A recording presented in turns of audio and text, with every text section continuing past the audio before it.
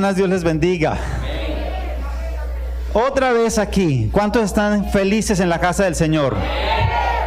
Gloria damos al Señor porque nos ha permitido volver a este lugar. ¿Cómo les parece que así es la esperanza que tenemos de ir al cielo, a la casa del Padre? En algún momento eso se va a cumplir. Ahorita todavía esa restricción está. Pero en algún momento, hermanos, esa restricción será levantada y veremos a nuestro Señor Jesús descender del cielo. Y esto no lo estoy diciendo solamente por el protocolo. Realmente, hermanos, esa es la esperanza de nosotros como creyentes. Saludamos entonces también a todos los que nos acompañan hoy, cualquiera que venga de visita a este lugar, y todos nuestros hermanos que están también acompañándonos desde sus casas. Hoy vamos a leer la palabra del Señor en el primer libro de Reyes, capítulo 18. Primer libro de Reyes, capítulo 18.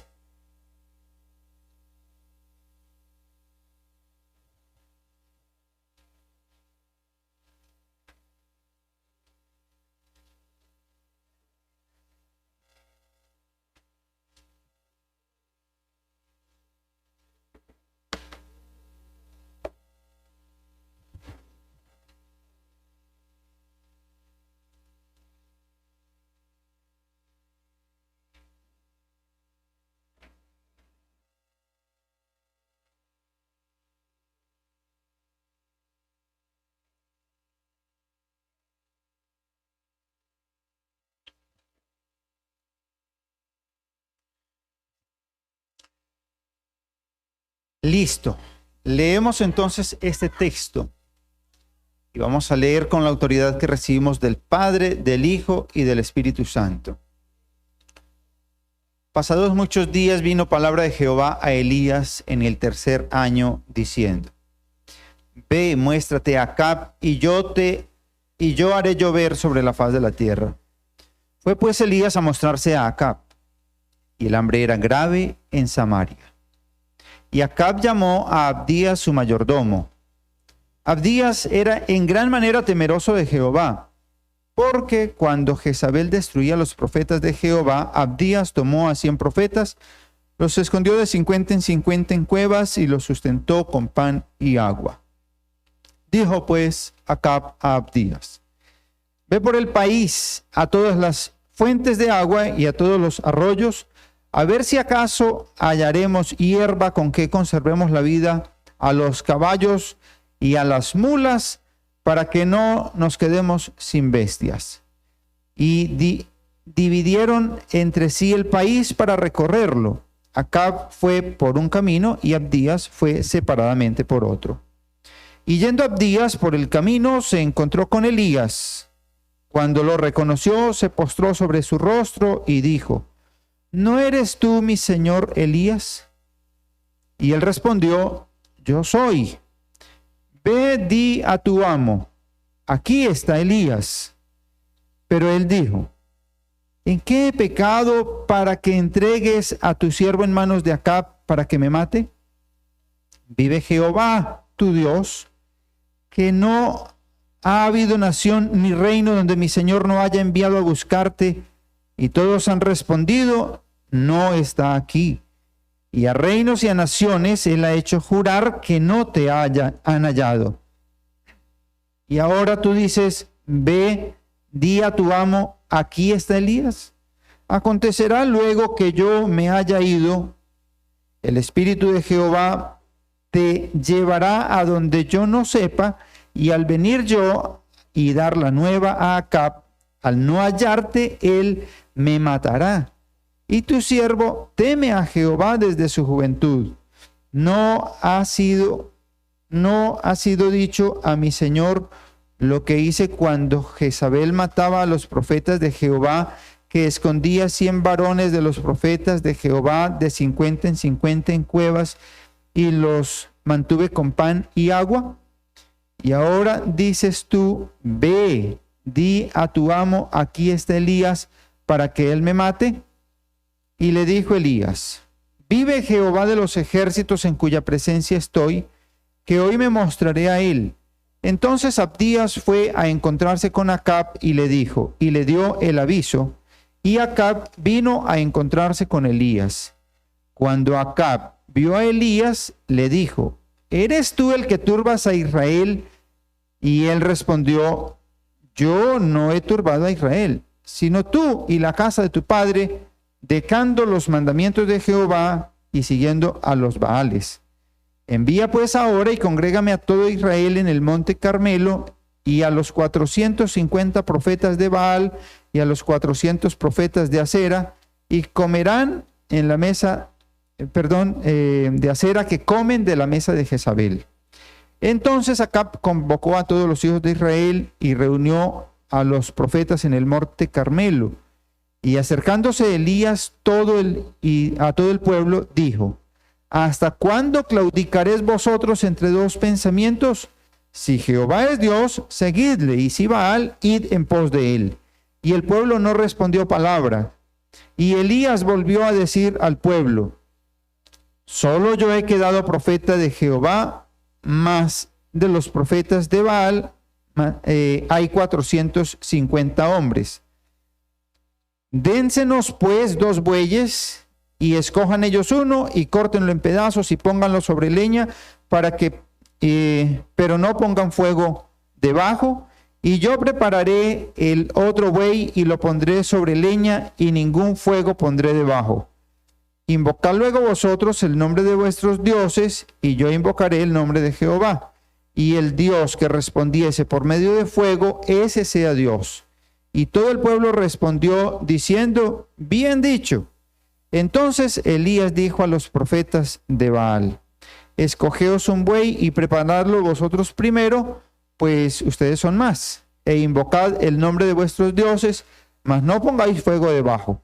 Y ellos, tomando el buey, ellos tomaron el buey que les fue dado y lo prepararon e invocaron el nombre de Baal desde la mañana hasta el mediodía, diciendo, Baal, respóndenos. Pero no había voz, ni quien respondiese. Entre tanto, ellos andaban saltando cerca del altar que habían hecho. Y aconteció al mediodía que Elías se burlaba de ellos, diciendo, griten en alta voz, porque Dios es. Quizás está meditando, o tiene algún trabajo, o va de camino. Tal vez duerme, y hay que despertarle. Y ellos clamaban a grandes voces y se sajaban con cuchillos y con lancetas conforme a su costumbre hasta chorrear la sangre sobre ellos. Pasó el mediodía y ellos siguieron gritando frenéticamente hasta la hora de ofrecerse el sacrificio, pero no hubo ninguna voz, ni quien respondiese ni escuchase. Entonces dijo Elías a todo el pueblo, acercaos a mí. Y todo el pueblo se le acercó. Y él arregló el altar de Jehová que estaba arruinado. Y tomó Elías 12 piedras conforme al número de las tribus de los hijos de Jacob, al cual había sido dada palabra de Jehová diciendo, Israel será tu nombre. Edificó con piedras un altar en el nombre de Jehová. Después hizo una zanja alrededor del altar en que cupiesen 2 medidas de grano. Preparó luego leña y cortó el buey en pedazos y lo puso sobre la leña y dijo, llenad 4 cántaros de agua, derramadla sobre el holocausto y sobre la leña. Y dijo, hacedlo otra vez. Y otra vez lo hicieron. Dijo aún, hacedlo la tercera vez. Y lo hicieron la tercera vez. De manera que el agua corría alrededor del altar y también se había llenado de agua la zanja. Cuando llegó la hora de ofrecerse el holocausto, se acercó el profeta Elías y dijo, Jehová, Dios de Abraham, de Isaac y de Jacob, sea hoy manifiesto que tú eres Dios en Israel y que yo soy tu siervo y que por tu mandato he hecho todas estas cosas. Respóndeme, Jehová, respóndeme para que conozca este pueblo que tú, oh Jehová, eres el Dios y que tú vuelves el corazón de ellos. Tú vuelves a ti el corazón de ellos. Entonces cayó fuego de Jehová y consumió el holocausto, la leña, las piedras y el polvo, y aún lamió el agua que estaba en la zanja.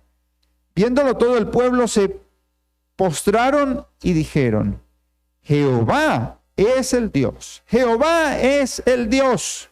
Entonces Elías les dijo: prended a los profetas de Baal, para que no escape ninguno. Y ellos los prendieron, y los llevó Elías al arroyo de Sisón, y allí los degolló. Entonces Elías dijo a Acab: sube, come y bebe, porque una lluvia grande se oye. Acab subió a comer y a beber, y Elías subió a la cumbre del Carmelo, y postrándose en tierra, puso su rostro entre las rodillas, y dijo a su criado: sube ahora y mira hacia el mar. Y él subió y miró y dijo: no hay nada. Y él le volvió a decir: vuelve 7 veces. Y la 7ª vez dijo: yo veo una pequeña nube como una palma de la mano de un hombre que sube del mar. Y él dijo: ve y di a Acab: unce tu carro y desciende, para que la lluvia no te ataje. Y aconteció, estando en esto, que los cielos se oscurecieron con nubes y viento, y hubo una gran lluvia, y subiendo Acab vino a Jezreel, y la mano de Jehová estuvo sobre Elías, el cual ciñó sus lomos y corrió delante de Acab hasta llegar a Jezreel. Amén. ¿Qué les parece si oramos? Señor, esta es tu palabra, y nosotros, siervos tuyos, queremos prestar toda nuestra atención y nuestro interés a lo que vamos a poder reflexionar y a lo que vamos a poder aprender. Mi deseo es que desde los niños hasta los más adultos, todos podamos captar el mensaje que está inmerso para nosotros en estos tiempos, y que cada uno entonces encuentre cómo identificarse y también cómo usar la aplicación de este texto para el provecho no solamente de su propia vida y de su familia, sino también de la sociedad donde estamos. En el nombre de Jesús te doy gracias. Amén. Amén. Ustedes saben, o tal vez algunos saben, que hemos estado desarrollando un tema que tiene que ver con una guerra entre tronos, o una guerra de tronos. Y hoy me gustaría que observemos el desafío. Seguramente no nos gustan mucho los desafíos en ocasiones, pero todas las personas sabemos lo que es un desafío, porque todos lo hemos vivido. Entonces, ¿qué fenómenos son un desafío para las personas, ya sea como sociedad, como familia, como individuos? ¿Qué cosas son un desafío para nosotros en la actualidad? Si usted pudiera pensar en qué cosas son un desafío para usted como persona, ¿qué cosas desafían a una familia? ¿Qué cosas desafía a la iglesia? Y de manera general uno puede mencionar algunas cosas que nos desafían. Por ejemplo, creo que en la actualidad la pobreza y la desigualdad son un desafío para sortearlo, para poder seguir adelante. La degradación moral, creo que eso también de cierta manera nos desafía. La inestabilidad y la injusticia, creo que eso también genera un grave desafío, o un grande desafío más bien. Con eso lo que quiero decir es que siempre que hay una necesidad, siempre que hay una provocación, siempre que hay un peligro, entonces hay un desafío. Es decir, se los voy a ilustrar. Cuando yo estaba en la escuela, jugábamos a la persecución. Y eso era un muchacho atrevido que fuera adelante. y se iba a subir y se iba a bajar por lugares que fueran lo más difícil posible para los que venían atrás. De esa manera, entonces, siempre el que iba a la cabeza iba a generarle ese ambiente desafiante al que venía atrás.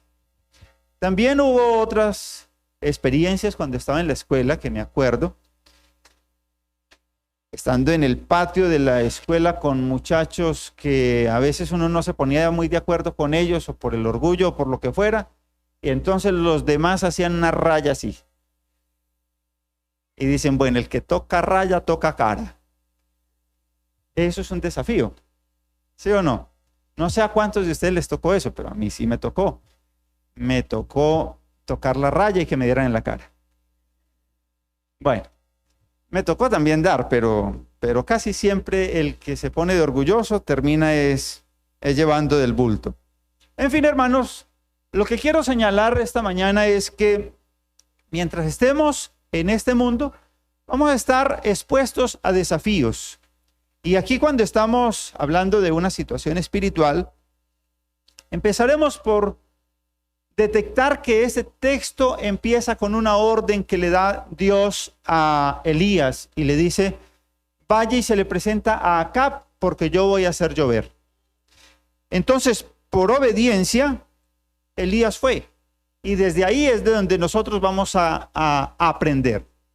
Por obediencia, cada creyente enfrenta un desafío continuo. Es por obediencia que un creyente enfrenta un desafío continuo. ¿Y con qué o contra qué son estos desafíos? Creo que el creyente enfrenta un desafío con sus temores, con sus opositores. Y esto es solamente con el fin de ser un instrumento de restauración y de avivamiento integral. ¿Había a qué tenerle miedo? Por supuesto que sí. ¿Habían opositores? Por supuesto que sí. Hoy, ¿hay a qué tenerle miedo? Sí, y uno pudiera decir, ¿a qué le tengo miedo? ¿Hay opositores en la actualidad? Y uno pudiera responder, ¿qué es lo que se opone a mí como creyente en la actualidad? Y entonces ahí es donde decimos, por obediencia yo estoy en ese desafío continuo a enfrentar mis temores y mis opositores con el fin de ser un instrumento para restaurar y dar un avivamiento. Y eso nos hace entrar de una vez al texto. El primer desafío que encuentro en el texto es un desafío por la supervivencia. Entre los versículos 1 al 4 ustedes notaron cómo empieza el texto. Y dice que Acab le dice a su mayordomo que vayan por el país. Lo dividieron para que el uno cogiera por un lado y el otro cogiera por el otro, a fin de buscar arroyos, a ver si en las orillas se encontraban hierba para alimentar a las bestias, a los caballos y a las mulas del rey, para no quedarse sin bestias. En el mismo párrafo nos dice que cuando Jezabel estaba matando a los profetas de Jehová, el mayordomo de Acab escondió a 100 de 50 en 50 en unas cuevas. Tal vez ustedes recordaron eso. En esas cuevas, Abdías los alimentó con pan y agua. Y allí encontramos fácilmente tres cosas a reconocer. La primera de ellas es que en un tiempo de necesidad, Dios le ordena a Elías que vaya a un ambiente hostil porque va a llevar bendición. Lo segundo que yo encuentro es que mientras Jezabel mataba a los profetas, Acab estaba distraído y enfocado en conseguir comida para las bestias. Y mientras Acab estaba enfocado en conseguirle comida a las bestias, su mayordomo Abdías estaba concentrado en proteger a los profetas del Señor, aunque fuera en una cueva con pan y agua. Y mientras todo eso se desarrollaba afuera, había un aislamiento. ¿Aislamiento en quién? En los hombres o en los siervos de Dios. ¿Estaban aislados dónde? en una cueva. ¿Y por qué estaban aislados? Porque los estaban buscando para matarlos. Y estaban aislados solamente con pan y agua que les pudiera llevar un mayordomo. ¿Qué me puede enseñar eso? Les estoy hablando de un desafío por la supervivencia, ¿cierto? Todos están luchando por sobrevivir. Todos están luchando por eso. Elías tiene que sobrevivir. Jezabel quiere ser la que manda en el país, especialmente en el área espiritual. Acab también quiere no solamente sobrevivir él, sino que le sobrevivan sus bestias. Y Abdías está pensando en que sobrevivan los profetas del Señor. Con eso, inicialmente voy a decirles que Dios hará descender lo que sea necesario para bendecir a su pueblo. Dios le dijo a Elías que iba a hacer descender agua. Eso fue cierto. Pero Dios está dispuesto a hacer descender mucho más que agua. ¿Qué más hizo descender en este texto? Fuego. Y en la historia Dios hizo descender mucho más que agua y fuego para bendecir a su pueblo. ¿Qué más hizo descender? Maná, codornices, y que no se nos vaya a olvidar lo más importante que descendió del cielo. ¿Quién descendió del cielo para bendecir a su pueblo? Claro, nuestro Señor Jesús. Al Hijo amado, el Señor hizo descender para bendecir a su pueblo. Eso es algo que vamos a encontrar siempre en la historia. Dios ha hecho bendecir lo necesario para bendecir a su pueblo. Eso nos hace pensar en que si el Señor es el mismo ayer, hoy y por los siglos, hoy también el Señor quiere hacer descender sobre nuestras vidas lo necesario para bendecirnos. El problema está en que la humanidad lo que más valora es lo que más cuida. Lo que más valoramos es lo que más cuidamos. ¿Y qué era lo más valorado en ese texto? Ustedes notarán que lo que más se valoraba, dependiendo a quién se lo preguntemos, es lo que más cuidaba. ¿Qué era lo que más cuidaba Elías? No era su vida. Lo que él más cuidaba era el obedecer la palabra del Señor, cuéstele lo que le cueste. Pero si le preguntamos a Jezabel, ¿qué es lo que más valora? Jezabel lo que más valora es su reputación de profetisa y que se expanda este veneno mortal en todo el país. Sería como preguntarle a Duque qué sería lo que más valora.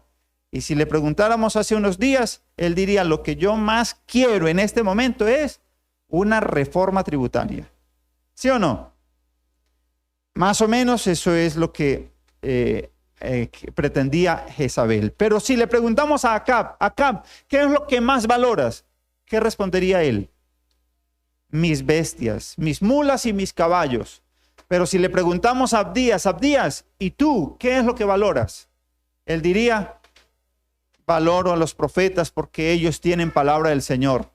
Y hoy pudiéramos preguntarle a las personas afuera, ¿qué es lo que más valoras? Preguntémosle a un jovencito universitario, ¿qué es lo que más valora? Preguntémosle a un empresario, ¿qué es lo que más valora? Preguntémosle a una ama de casa, ¿qué es lo que más valora? Lo que más valoramos es lo que más cuidamos. Sin embargo, nosotros nos reconocemos por no solamente cuidar, sino desear. Y lo que uno más desea es lo que más busca.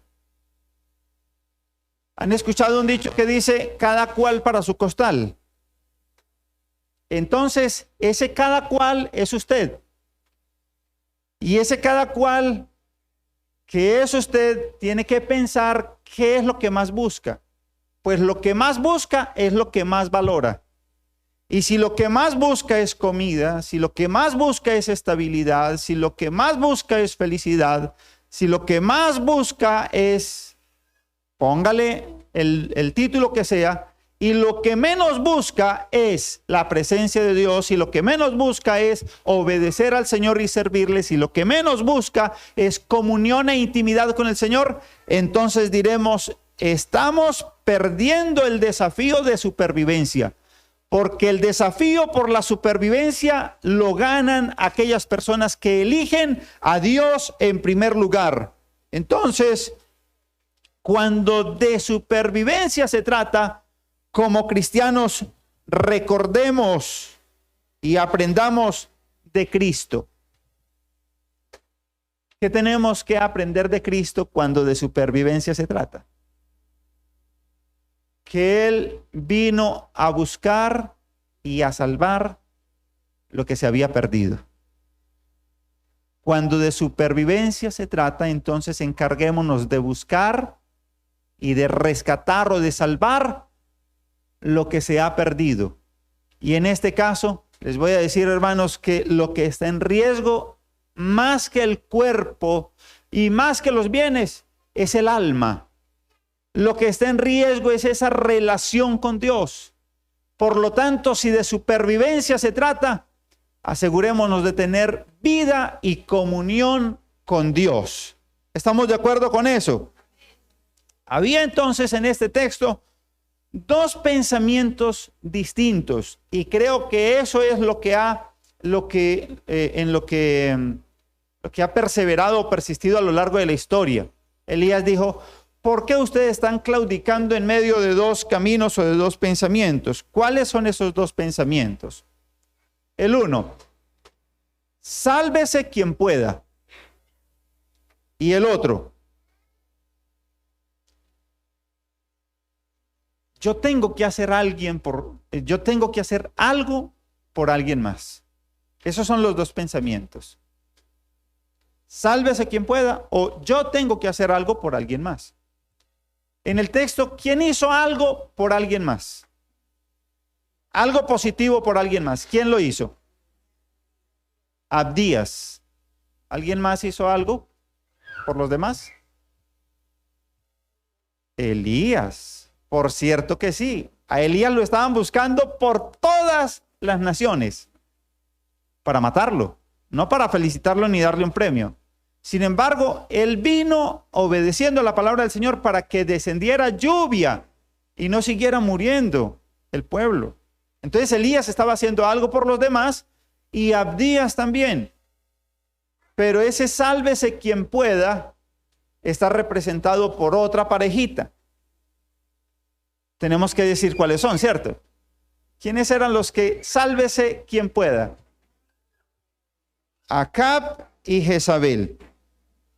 Entonces, Dios está pensando más en una bendición colectiva que en ese individualismo del que estaban hablando allí. Mientras cada uno estaba pensando en sus propios intereses, Dios estaba pensando en enviarles la lluvia para que todos fueran bendecidos. Y si la lluvia venía, ¿quiénes iban a ser bendecidos? Les voy a decir que iban a ser bendecidos los buenos, pero también los malos. Y eso lo dijo el Señor Jesús con respecto a la generosidad de Dios. Dios hace salir su sol sobre justos e injustos. Por esa razón le recomienda a sus discípulos que se preocupen por hacerle el bien al otro, aunque no sea bueno. La esposa puede hacerle el bien al esposo, aunque él no se lo merezca.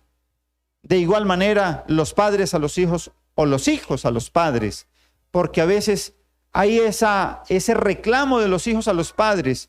No lo honro porque no se lo merece. Pues mis amados hermanos, según lo que dice la Biblia, no debe ser así. La lluvia del Señor, la bendición del Señor vino sobre buenos y sobre malos. ¿Cómo podemos nosotros vivir lo que estamos diciendo hoy respecto a este desafío de supervivencia? ¿Cómo vivirlo? Ahorita fuimos capaces de definir qué es lo que me desafía. Ahora tengo que ser capaz de definir y cómo lo enfrento a la luz de lo que he aprendido. ¿Cómo lo enfrento? Vamos a ver que Elías oyó la voz de Dios. ¿Quiere ver el versículo 1? Pasados muchos días vino la palabra del Señor a Elías. Elías oyó la voz de Dios. Lo práctico hoy, ¿qué sería entonces? ¿Cómo enfrentar los desafíos de supervivencia? Hay que oír la voz de Dios. En un momento crítico, en el peor de los momentos, lo mejor es escuchar la voz de Dios. ¿Qué era lo que había en el país? Sequía. ¿Y la sequía que traía? Hambre. ¿Y el hambre que traía? Muerte. ¿Nuestro país está en crisis? Entonces, ¿cómo bajar el mensaje a nuestras vidas? ¿Qué debería hacer el cristiano? ¿Qué deberían hacer nuestros gobernantes? ¿Qué deberían hacer las personas que hay a nuestro alrededor? Buscar la voz de Dios, escuchar la voz de Dios. Y si hemos escuchado la voz de Dios, no solamente deberíamos escuchar la voz de Dios, algo más tendríamos que hacer. Obedecer o cumplir con la misión. Esto no se trata de una supervivencia individual, se trata de ir y hacer discípulos en todas partes, porque el que crea, ese será salvo. Eso es lo que dice la palabra del Señor. Así que Elías tenía una misión. No era simplemente ir y orar para que lloviera, no, él iba de camino y al primero que se encontró fue a un mayordomo, un esclavo. Eso fue lo que se encontró. ¿Y lo comisionó, sí o no? ¿Lo incluyó en su plan de trabajo? Le dijo, bueno, usted me va a colaborar con esto. ¿Cuál fue la tarea que le puso? Vaya y busque a su amo, busque al rey y dígale que aquí estoy. Que venga para que solucionemos esto. Entonces, hermanos, en el desafío de supervivencia es importante oír la voz de Dios y obedecerla. Aunque haya temor, aunque haya oposición, siempre será importante escuchar la voz de Dios. La pregunta ahora es, ¿Dios nos ha estado hablando? ¿Y cuál es la orden que el Señor o la instrucción que el Señor le ha dado en estos días? ¿Qué le ha dicho el Señor? Porque no se trata de simplemente decir esta mañana, no, el Señor le dijo a Elías que fuera porque iba a hacer llover, pero hacer llover, ¿qué implica? ¿Qué implica hacer llover? Porque tal vez usted y yo digamos, no, lo que yo tengo que hacer es salir de aquí a buscar una lluvia, pero ¿qué clase de lluvia es esa? Es decir, ¿cuál fue la instrucción que el Señor le dio a usted? Porque hermanos, en la obediencia a lo que el Señor le ha instruido, allí es donde el Señor va a poner bendición. Así que si el Señor simplemente ha dicho, perdone, perdone. Hermanos, en el perdón, solamente perdonando va a haber bendición. Solamente perdonando. Pero ¿eso qué implica? Que cada uno de nosotros haya escuchado la voz del Señor y salir a obedecer la voz del Señor.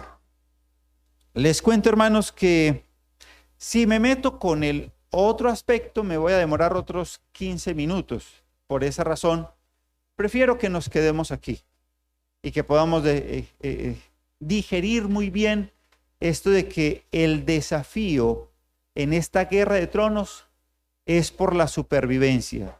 Y la supervivencia, o mejor dicho, sobrevive aquel que oye la palabra de Dios y la obedece. Amén. ¿Quiere sobrevivir? Está desafiado a eso. Está desafiado a sobrevivir. Pero no van a sobrevivir los que hacen las cosas a su amaño o a su antojo. No van a sobrevivir los que buscan su beneficio personal. Van a sobrevivir aquellas personas que están pensando en los demás. Oremos al Señor. Mi Dios amado, muchísimas gracias te damos por la palabra de hoy. Sinceramente, agradezco porque en estos pocos versículos que hemos logrado desarrollar, hemos encontrado algo importante para nuestra vida, para nuestra familia, para nuestro país. Hemos encontrado, Señor, que el desafío no es solamente para nuestros gobernantes. El desafío no es solamente para los que han quedado sin trabajo. El desafío es para nosotros como creyentes. Así que ayúdanos a poner en práctica lo que hemos aprendido hoy.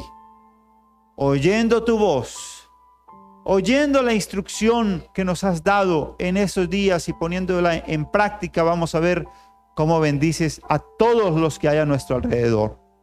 Mi deseo, Señor, es que esta iglesia prospere y que tenga el avivamiento que tú estás buscando.